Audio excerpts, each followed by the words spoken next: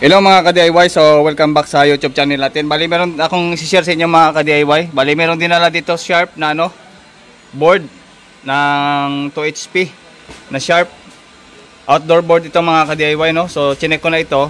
Tapos yan, bali chinek ko muna tapos in-order ko muna ng parts sa online. Kasi nasira yung kanyang IGBT. So ito yung IGBT na binili natin kanina lang dumating. So ikakabit ko na ito. Tapos ang issue nito is walang power. Walang power yung outdoor. Wala ding binibigay na error sa indoor. So outdoor yung focus. So ito, nakita natin yung problema sa outdoor. So walang error ito sa sa indoor, bali nagbi-blink lang siya. Yun ang pinaka-error nito. Yan, bali problema nito is no power sa outdoor. Yan, bali may pumapasok daw, sabi ng technician. So meron daw to 20 na pumasok dito sa board pero wala siyang hindi nag-iikot yung fan sa outdoor, tapos hindi rin gumagana yung kanyang compressor. Yan, so chinek ko na siya. So ito yung damage sa kanya, isang MOSFET tapos isang diode, 4 pins na diode. So yan, bali check muna natin, papakita natin sa inyo. So dito yan, bali tinanggal ko na itong niya, pinaka heatsink ito. Binalutan ko muna kasi medyo matagal dumating yung yung order. Yan, bali dito yung niya, heatsink. So yan ito yan. Yan yung pinaka heatsink, ito yung pinaka niya, kaha niya ito. Tinanggal ko na yan dito, yung board natin, tapos binalot ko dito para hindi mawala. Para hindi magkaroon ng alikabok yung board. So yan. Bali testing muna natin yung dumating at saka yung sira. Yan. So walang power dahil sira yung kanyang MOSFET. So check muna natin sa tester. Yan. Okay.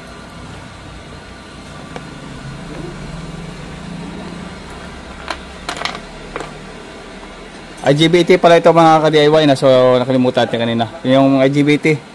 Ito yung bagong IGBT natin. Ito yung luma na nakakabit dito. Dito. Yan. So nakadikit yan sa heatsink. Dito yan. So ito ay short. Yan kung napapansin nyo, gamit tayo ng tester. Ito. Gamit tayo ng multi-tester. Set natin sa ito kasi pag testing ito para itong high voltage na diode ng mga microwave. So ito yung yan. Para siyang parang high voltage na diode ng ating mga microwaves. Hindi siya kaya ng digital. So analog pwede siya. Check natin dito sa range tayo ng times 10K o times 100K. Kung meron kayong times 100K mas maganda. Zero lang natin tapos tester natin dito. Yan, kung napapansin nyo yung mga paa niya short, yan So short yung ating IGBT. Yan, short yung mga paa. So ito ay defective, ito yung dito dati sa board. Tapos itong diode natin, isa sira dyan. Yung 4 pins na diode natin sira din. Check natin sa input. Sa input pa lang, sa AC input lang. Yan, sa AC input. So short siya, yan Yan, short. So sira na kagad to, dito pa lang. Dito naman sa DC out. So wala. Okay yung DC out niya, pero sa AC input, shorted. Yan, short. Sira ito. Ito yung kasama niya, bali dalawang diode to. Yun, at saka ito magkasama. So dito, so wala. Ito yung buo pa to. Buo pa ito. So walang short Yan. So walang short. Sa 4 pins na diode, okay pa to. Yan.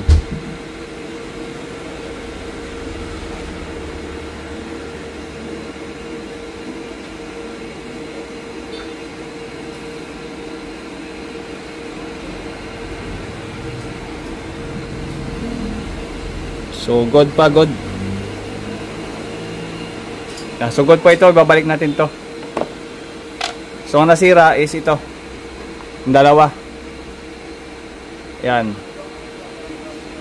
So dito sa kanyang pinaka natin sa IPM, so hindi naman na damage, okay naman yung IPM. okay naman yung IPM natin. So chinek ko na to, goods pa yung IPM natin.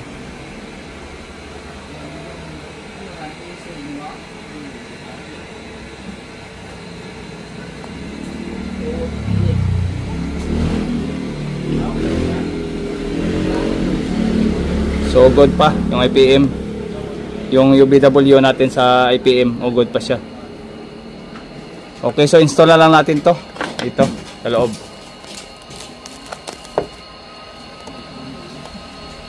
Yan.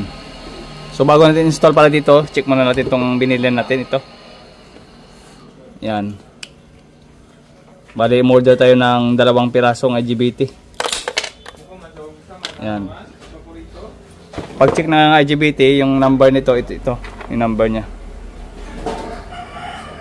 FGM 623S. Yan. Bale, ito yung good, ito yung sira. Sa pag-tester nito, so dito tayo sa ano, times 10K.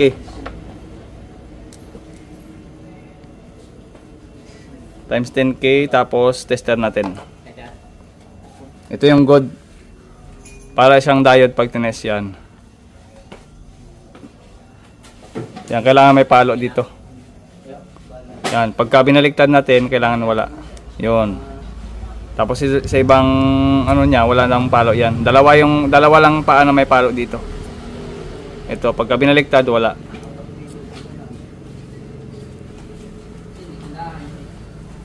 Yan. Yan.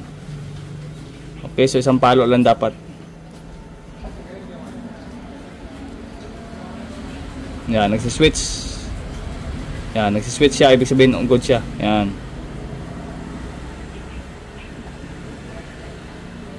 Okay, nag-off din siya. So, good pa ito. Ito yung bago. So, ganoon lang mag-check ng good na IGBT. Yan, dalawa to. So, ito yung kakabit natin. Brand new. At saka yung isa naman, so napan ko lang siya ng isang diode, kulang pa ko ng isang diode. Meron naman ako dito sa dating aircon na nirepair ko, so meron ako ditong 4-pins diode. Yan, pwede naman to. Ito good pa naman eh. Check natin to. Sa AC input, so walang short. Sa DC output, may palo dito, pagdating sa kabila wala. At tapos may ano na, wala dapat palo dito na side. Sa negative at sa positive meron na.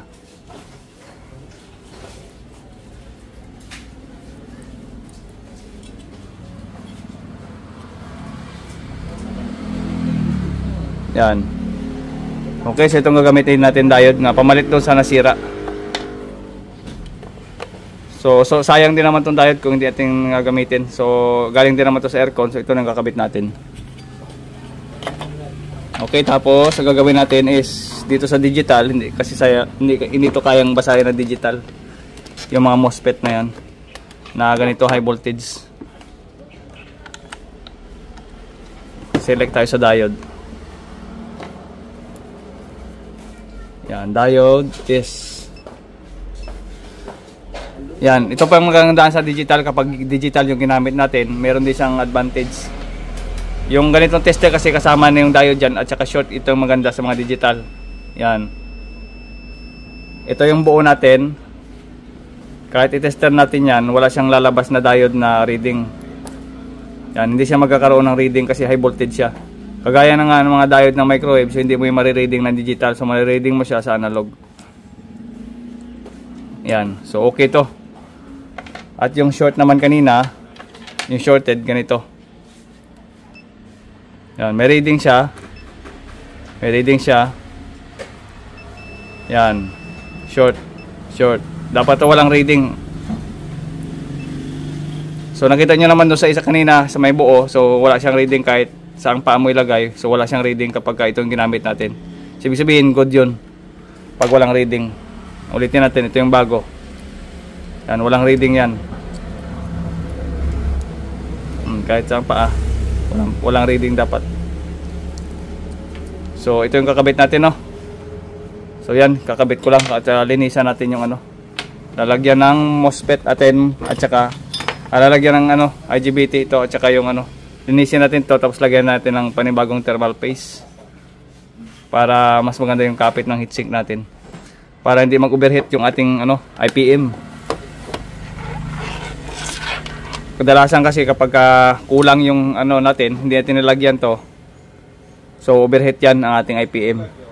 So kailangan natin to na ano, linisin at saka lagyan ng panibagong thermal paste. So yan, linisin ko lang. So ayan, malilinisan muna natin.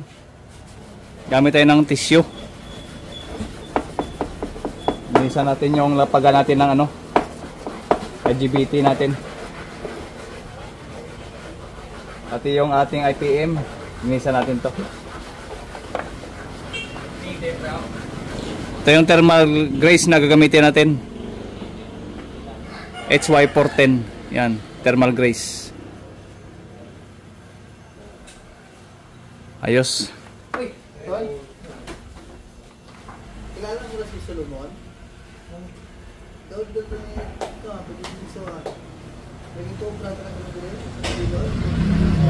Ayos ha? Hindi rin? Oo.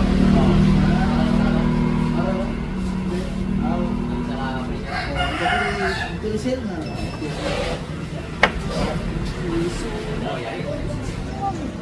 Ikaw ulit sa kanan.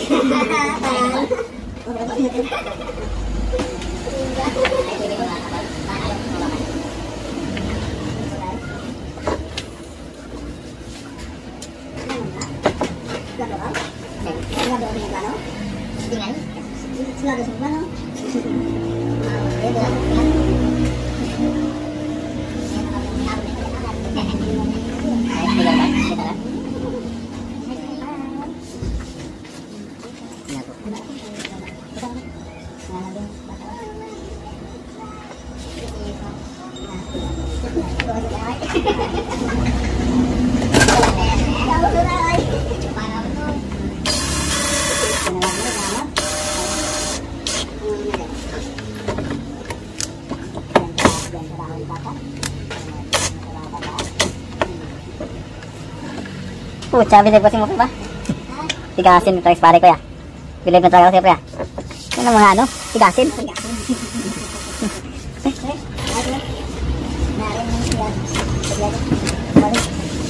Tumawag sa kanan, sa kanan. Wala sa ito, ala sila isa ba? Ito ang ito sa ang minute. Kasi tumon, di tayo mo. Sanda pa ba na ito? Gusto ko kasi tigil ito, sanda mo dua. Kapit lo.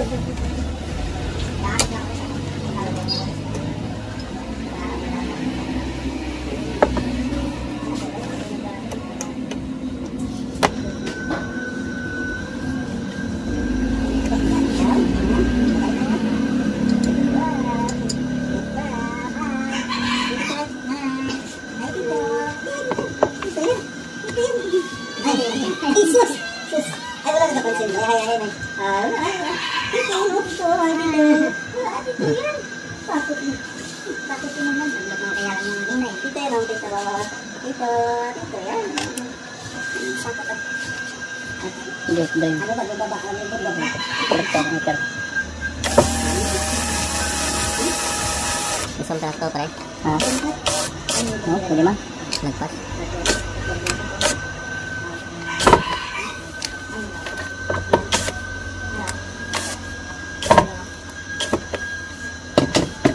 Uy, wagi ka na kayo, singa. Pagtito ko? Ha? Pagtito.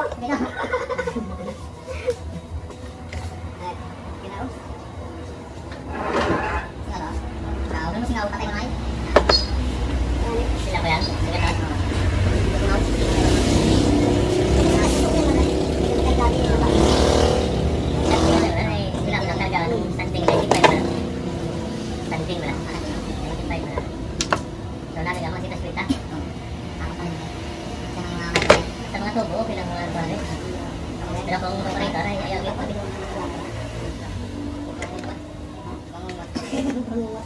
Para malaman ko ng buat dyan. Dyan mo.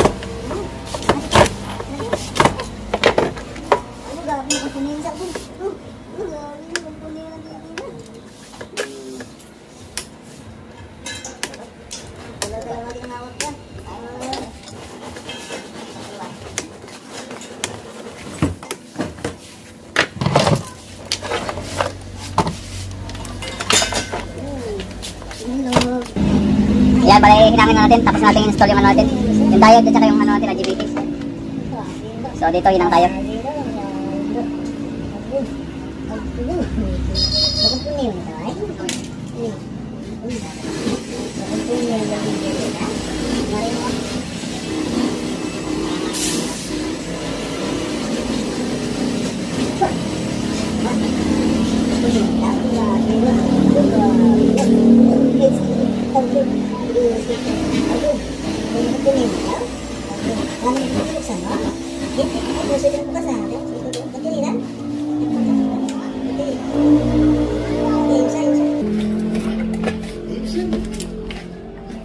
Check natin kung may ano pa. Shorted.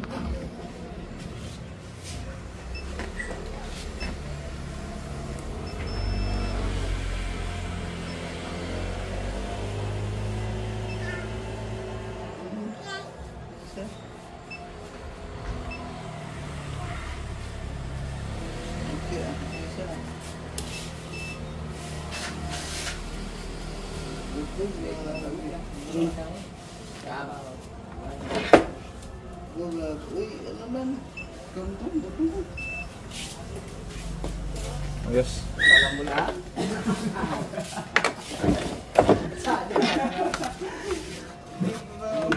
Pre, kita mo ang ano ba? Ang aluminum bad. Aluminum. Kaya ito, ano ah. Lapang ang pangat ito ni.